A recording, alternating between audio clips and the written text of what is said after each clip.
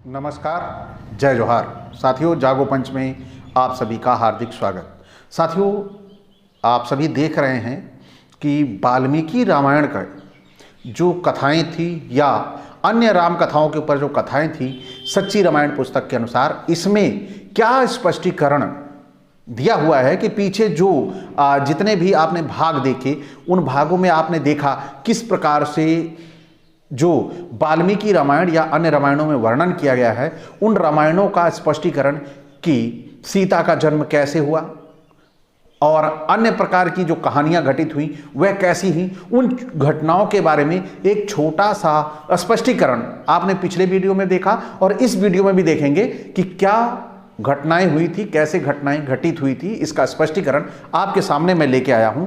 इसमें सबसे पहले जो पहला स्पष्टीकरण है, जो मजबूत आधार बनता है, उसमें हम बात करेंगे नंबर 1 सीरियल के अनुसार। तो इसमें भाट की बेटी सीता, यानी भारतीय साहित्य आगरा वर्ष 2 अंक 3 पृष्ठ 74 के अनुसार ब्रज के लोकगीतों में पाया जाता है कि सीता भाट की बेटी हैं। शिकार खेलते हुए राम सीता का परिचय प्राप्त कर अपने पिता दशरथ से सीता के पिता को पत्र लिखाते हैं। तब सीता का पिता कहलाता है, हम तो के भाट भिखरिया और तुम राजा महाराजा, हमें तुम्हें कैसे होड़गी सजनई। ये राम कथा अनुच्छेद 407 में कामिल बुल्के जी ने लिखा हुआ है। आइटम नंबर 22 लव कुश की जन्म कथा।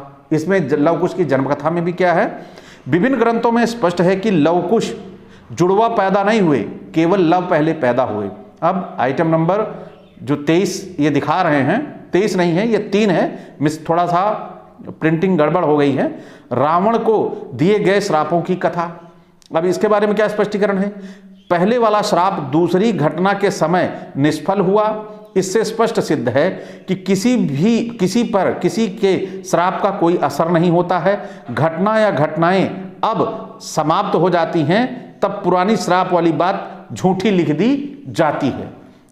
अब आता है आइटम नंबर 26 और थोड़ा ये प्रिंटिंग में गड़बड़ है, तो आप सभी इसे देखिए। सीता चरित्र में जयंत की कथा। भारत के कमांडर इन चीफ को पुराने जमाने में इंद्र कहा जाता था। उस इंद्र का मनचला पुत्र जयंत था। जयंत अपने काम के लिए कौवा की भांति चतुर व चालाक था। जयंत कौवा नहीं था। वास्तविक कौवा प्रकृति के नियमों के विरुद्ध कभी भी जीवित व्यक्तियों का मांस खाता हुआ आज तक विदेशियों को कथाओं में भी नहीं देखा गया, वरना अब तक विश्व के करोड़ों कौवे विश्व के करोड़ों जीवित पुरुषों, स्त्रियों, बच्चों और बूढ़ों को खा जाते। सीता अपने द्वारा अपनी छाती लहूलुहान होने से बच सकती थी, नहीं बचाया। यानी अपनी रक्षा वह स्वयं कर सकती थी, नहीं किया। यानी और रक्षा के अन्य अधिकारों का इस्तेमाल नहीं किया। सीता की लीला सीता ही जाने। आगे फिर जंगल में सीता का लक्ष्मण को राम की मदद के लिए जाने पर उनसे मार्मिक वचन कहना।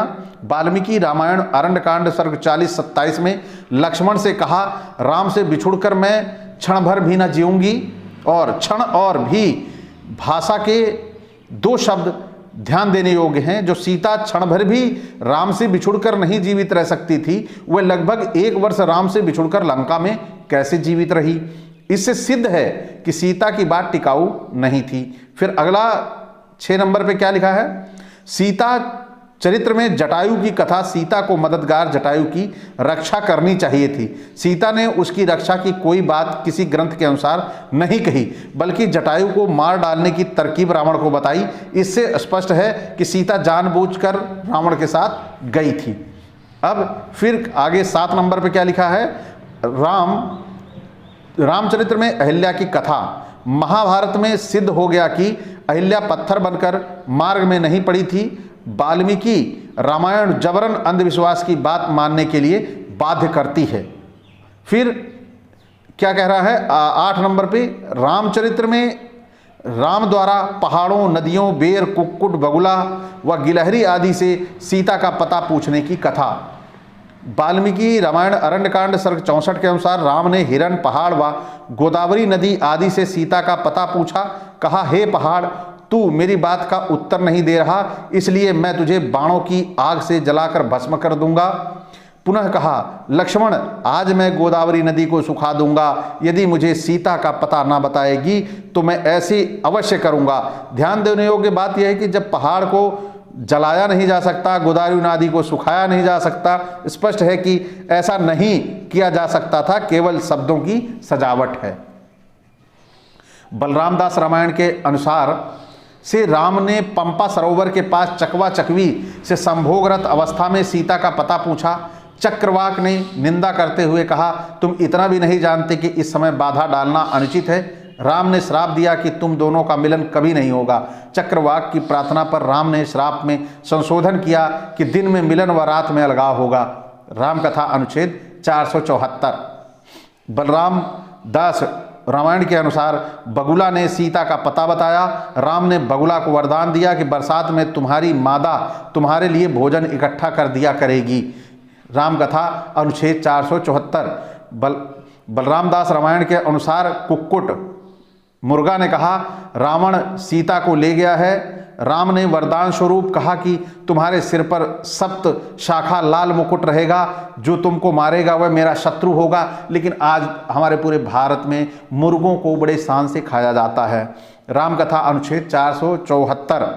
इसीलिए संभवतः उड़ीसा में कुक्कुट को राम पक्षी भी कहते हैं। आगे चलते हैं। MC Mitra general department of letters Calcutta भाग 4 पृष्ठ 303-304 के अनुसार मुंडा व बिहार जाति की राम कथाओं के अनुसार सीता की खोज में जब बगुला ने राम की सहायता करना स्वीकार कर दिया, तब राम ने दंड स्वरूप उसकी गर्दन खींचकर लंबी कर दी।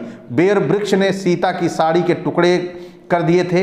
राम ने उसे अमरत्व का वरदान दिया। गिलहरी ने सीता के जाने का रास्ता बताया। राम ने उसकी पीठ पर 3 रेखाएं खींच दी।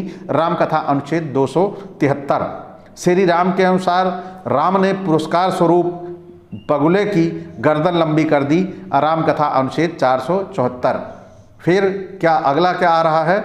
फिर आ रहा है सन्यासी राम कथा के अनुसार राम ने गिलहरी की पीठ पर 3 रेखाएं बना दी और कहा कि चाहे कितनी ऊंची जगह से गिरे चोट नहीं लगेगी। राम कथा अनुच्छेद 474।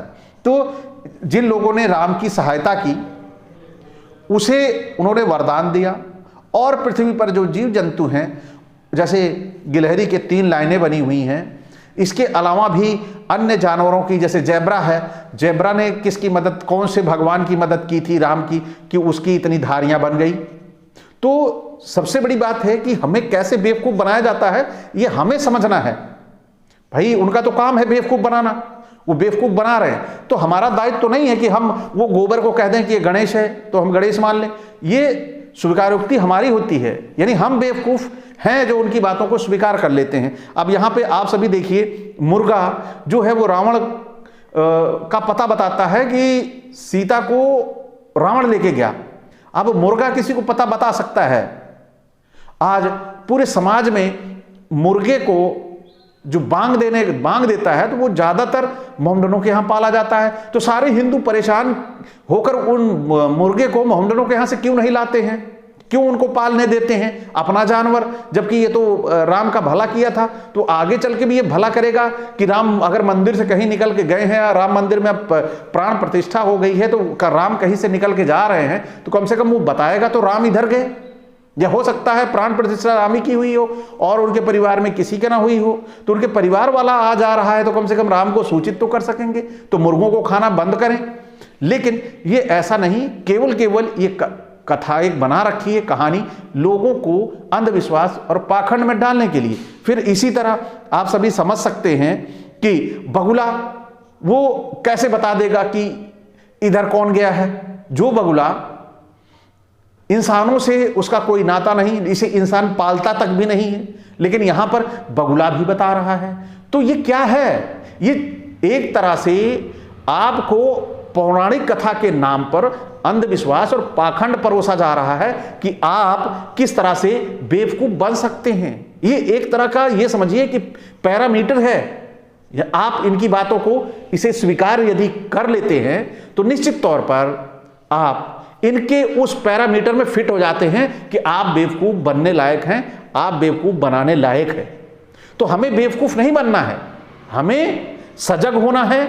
और हमारे साथ ये जो भाषाई आतंकवाद हो रहा है, ये हमें ऐतिहासिक आतंकवाद हो रहा है, इस ऐतिहासिक आतंकवाद को हमें समझना पड़ेगा, तभी जाकर हम अंधविश्वास और पाखंड से अलग होंगे और एक संपूर्ण मानव का अच्छा जीवन जी सकेंगे और मानवीय मूल्यों का एहसास हम कर सकेंगे। तो साथियों, इसी के साथ आपसे विदा, एक ही अपेक्षा के साथ। वीडियो आपको अच्छा लगा हो तो लाइक करें और साथ ही सब्सक्राइब करना ना भूलें और बेल आइकन की घंटी दबा लें, जिससे हमारे वीडियो का नोटिफिकेशन आप तक त्वरित गति से पहुंच जाए। इसी के साथ आपसे विदा साथियों। जय भीम, जय मंडल जी।